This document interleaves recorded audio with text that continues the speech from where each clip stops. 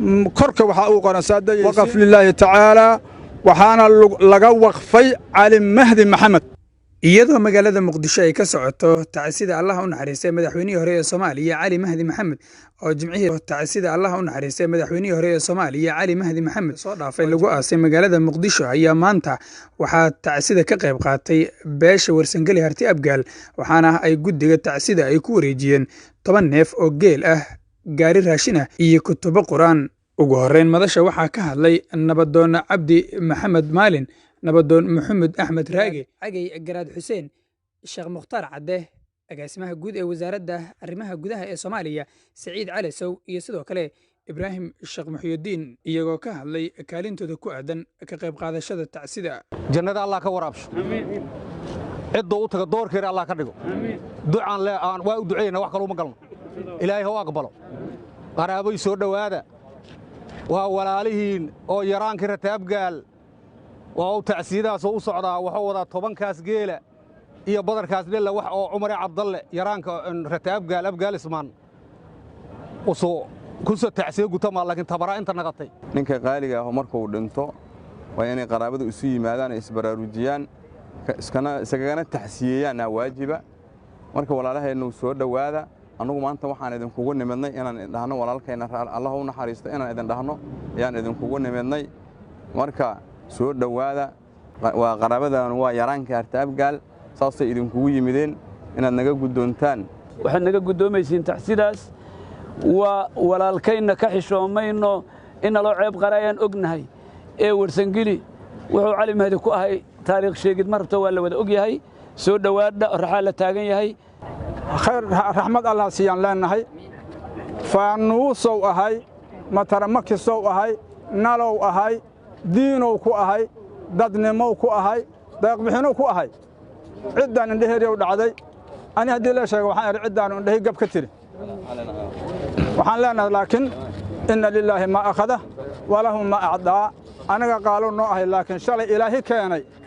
أهدانا قاتيان لأنهم كسبرنا علي مهدي محمد horena dalkan iyo dadkan waa u shaqeeyey welina baahidii annagoo sideedu u qabna ayaa ilaahay oofsaday waxaan keliya oo annaga xaggeenna jira maanta inaan u ducayno ilaahay naxariistis janna ha siiyo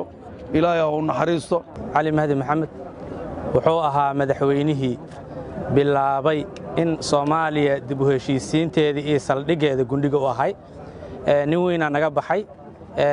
waxa waaye tiiraanyadeeda iyo waxaan hayso iyo in maaragtay hilowga aan u qabnay ilaaha naga jeclaaday annaguna waxaan leenahay jannada Allah ka waraabiyo ilaahay maaragtay meel san hamarsiyo waa ku daba jirnaa dhammaanteen qof maalin ay bixaysaa hal caafiyo hana Allah u naxariisto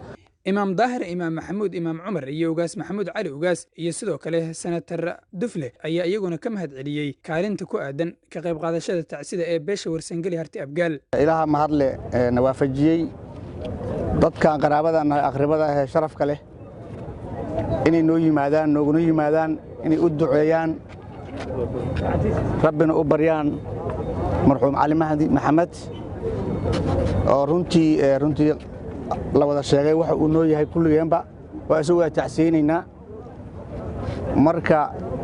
goobaha haddii reer hebel galaan goobaha kale isuma eka mahadsantii khayr Allah siiyo goobtuna haddii maaragtay dadku hadday soo galaan waa la kala yaqaan marka dadna soo ma reebina deeqna soo ma reebina ilaahay idinka jiseeyo asagana kitaabkiisa midig Allah ka siiyo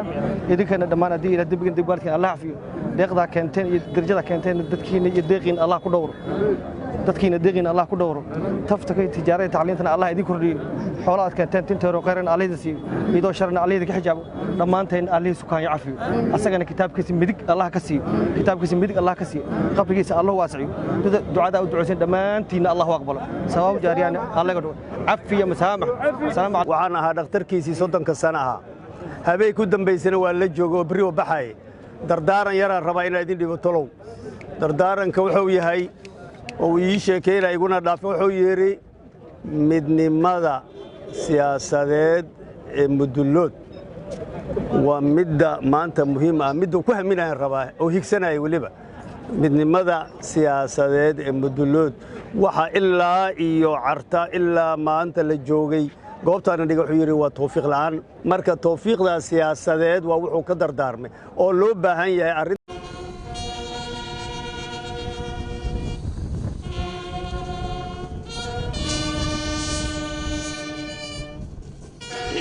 sidii muuqata masaajidkan uu dhisay Allah u naxariistay madaxweynaha hore Soomaaliya Cali Mahdi Maxamed qayb kamid ah ayaa lagu aasay waxaana la sheegay 20 sano ka hor qabrigan inuu aasi qotay wuxuu ku soo dhintay magaalada Nairobi caasimadda dalka Kenya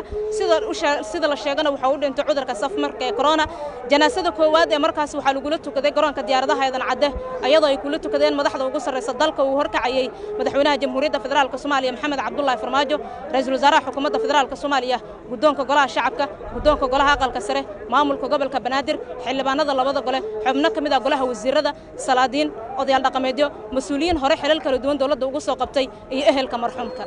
janaasadii labaad ayaa lagu la tukaday halkan iyadoo markaas mas'uuliyiin ka tirsan dawladda ay kula tukadeen aaska kadib waxa warbaahinta la hadlay wasiirka wasaaradda amniga xukuumadda federaalka Soomaaliya oo qayb ka ah guddiga qaran ee loo xil saaray aaska madaxweynaha hore ee Soomaaliya Cali Mahdi Maxamed الله نحرسته مدحويني هوري مرحوم علي مهدي محمد إنا لله وإنا إليه راجعون waxaan rabaa ilaahay subxaanahu wa tacaala marka hore inaan uga mahad celiyo oo nagu guuleeyey howl culus oo mas'uuliyaddeeda la saaray in ilaahay si wanaagsan noogu soo dhammaystiray ilaahan ku mahadinaynaa marka labaad waxaan mahad u celinayaa madaxda qaranka oo madaxweynaha iyo prime ministerku ugu horeeyaan oo hawshan aad isaga xil saaray iyo madaxda kale guud ahaan ayaanu mahad celinaynaa waxaa kaloo aan si gaara ugu mahad celinayaa guddoomiyaha gobolka Banaadir oo guddigii anagu aan horjoogaha u ahay ka mid ahaa iyo wasiiradii kale nagula jiray oo si howlkarnimo ah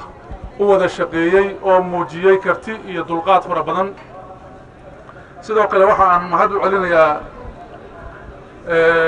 ciidanka qalabka sida guud ahaan xoogga dalka Soomaaliyeed ciidanka booliiska nabad sugidda asluubta iyo taliyaashooda intaba oo ayaguna u taagnaa si howlkarnimana hawshooda u qabtay ayaga iyo qoysaskooda iyo dhammaan waa mahad ballaaran aan u soo jeedinaynaa waxaa kaloo ayaguna mahad mudan qoyska oo uu hogaaminayo imaamka iyo ugaaska iyo dhammaan dhaqanka dhan oo ayaguna ilaa habeen hore ilaa shalay ilaa maanta ilaa xalay u taagnaa ayaguna qaabilaad iyo wada shaqayn ayaan ayagana mahad u soo jeedinaynaa waxaa kaloo aan mahadinaynaa waxgaradkii Soomaaliyeed ee joogay magaalada Nairobi oo ayaguna howl culus soo qabtay oo ka soo meydka maamuuskiisa ka soo bilaabay magaalada Nairobi ilaa Muqdisho laga keeno guud ahaan ummadda Soomaaliyeed meel kasta oo ay joogaan si gaar ah ayaan ugu mahad celinaa dadka Muqdisho jooga oo runtii dulqaad muujiyey maanta oo jimco ahayd oo jidad badan la xiray inay dulqaad weyn muujiyaan aadaan ugu mahadinaynaa ayagana sidoo kale waxa warbaahinta la hadlay gudoomiyaha gobolka Banaadir ahna duqa caasimadda Muqdisho Cumar Maxamuud Maxamed Filish wasiirka amniga qaranka wasiiradii iyo xildhibaanadii mas'uuliyiintii kale ra'iisul wasaaruhu u saaray isku dubaridka iyo qaabaynta hawshan aaska ah dhammaan mas'uuliyiintii hawshan isu xilqaantay nagala qayb qaadatay ka qaybgalka munaasabadda aaska iyo janaasadaba culimaadudiinka Soomaaliyeed meediyaha iyo amniga dhammaantiin assalaamu calaykum waraxmatullah salaan kadib ilaahay subxaanahu wa tacaala ayaa mahad leh mahadda alle kadib waxaan u mahad celinaynaa mas'uuliyiintii isu xilqaantay hawshan dhammaantood hadday ahaan lahayn kuwa xilka haya iyo kuwa hore intaba bulshada Soomaaliyeed ee isu taagtay janaasada ilaa haddana taagan ayaan ayagana uga mahad celinaynaa mahadnaqaa kadib ilaahay subxaanahu wa tacaala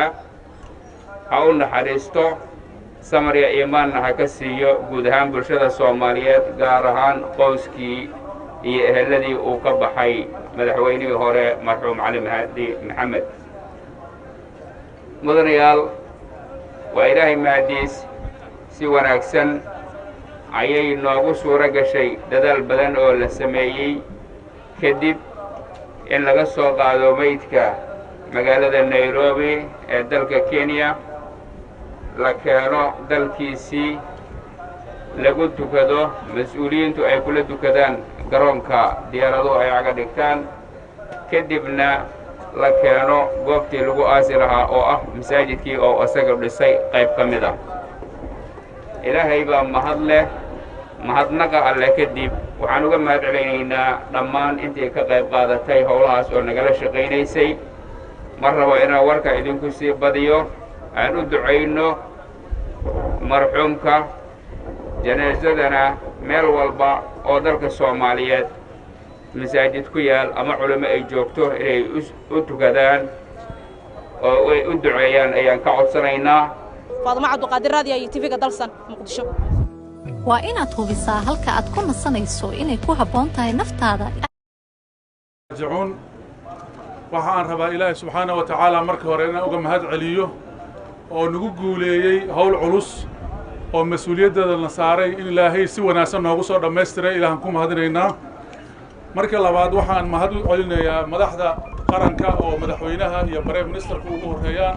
oo hawshan aad isaga xil saaray iyo madaxda kale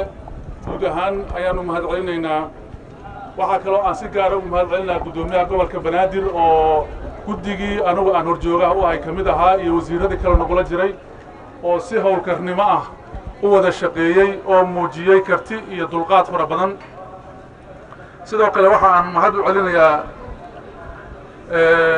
ciidanka qalabka sida guud ahaan xoogga dalka Soomaaliyeed ciidanka booliiska nabad sugidda asluubta iyo taliyaashooda intaba oo ayaguna u taagnaa si howlkarnimana hawshooda u qabtay ayaga iyo qoysaskooda iyo dhammaan waa mahad ballaaran aan u soo jeedinaynaa waxa kale oo ayaguna mahad mudan qoyska oo uu hogaaminayo imaamka iyo ugaaska iyo dhammaan dhaqanka dhan oo ayaguna ilaa habeen hore ilaa shalay ilaa maanta ilaa xalay u taagnaa ayaguna qaabilaad iyo wada shaqayn ayaan ayagana mahad u soo jeedinaynaa waxa kale oo aan mahadinaynaa waxgaradkii Soomaaliyeed ee joogay magaalada Nairobi oo ayaguna hawl culus soo qabtay oo ka soo meydka maamuuskiisa ka soo bilaabay magaalada Nairobi ilaa Muqdisho laga keeno guud ahaan ummadda Soomaaliyeed meel kasta oo ay joogaan si gaar ah ayaan ugu mahad celinaa dadka Muqdisho jooga oo runtii dulqaad muujiyay maanta oo jimco ahayd oo jidad badan la xiray inay dulqaad weyn muujiyaan aadaan ugu mahadinaynaa ayagana sidoo kale waxa warbaahinta la hadlay gudoomiyaha gobolka Banaadir ahna duqa caasimadda Muqdisho Cumar Maxamuud Maxamed Filish wasiirka amniga qaranka wasiiradii iyo xildhibaanadii mas'uuliyiintii kale ra'iisul wasaaruhu u saaray isku dubaridka iyo qaabaynta hawshan aaska ah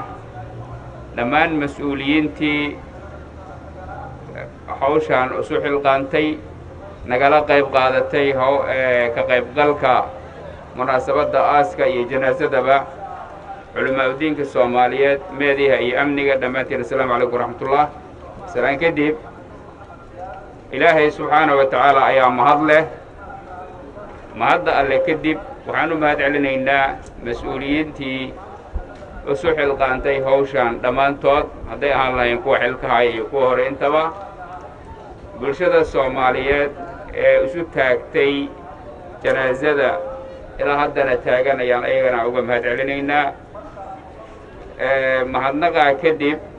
ilaahay subxaanahu wa ta'aala ha u naxariisto samar iyo iimaanna ha ka siiyo guud ahaan bulshada Soomaaliyeed gaar ahaan qoyskii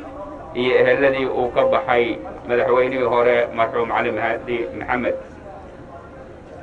mudanayaal waa ilaahay mahadiis si wanaagsan ayay noogu suura gashay dadaal badan oo la sameeyey kadib in laga soo qaado meydka magaalada Nairobi ee dalka Kenya la keeno dalkiisii lagu tukado mas'uuliyiintu ay kula tukadaan garoonka diyaaraduhu ay caga dhigtaan kadibna la keeno goobtii lagu aasi lahaa oo ah masaajidkii oo asaga dhisay qayb ka mid ah ilaahay baa mahad leh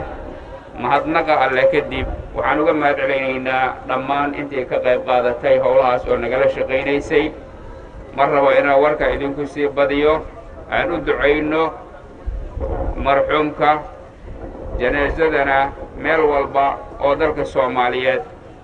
masaajid ku yaal ama culimo ay joogto inay u tukadaan oo ay u duceeyaan ayaan ka codsanaynaa. Faaduma Cabduqaadir Raadiyo iyo TV-ga Dalsan Muqdisho. waa inaad hubisaa halka aad ku nasanayso inay ku habboon tahay naftaada.